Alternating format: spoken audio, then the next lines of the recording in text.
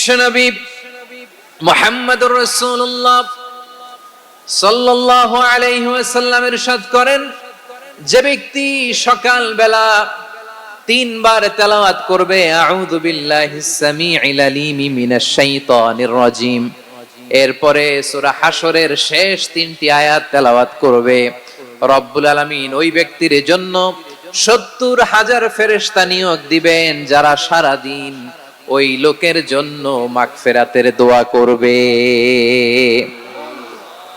শুধু এখানেই শেষ নয়, বিশ্বনবী ফরমান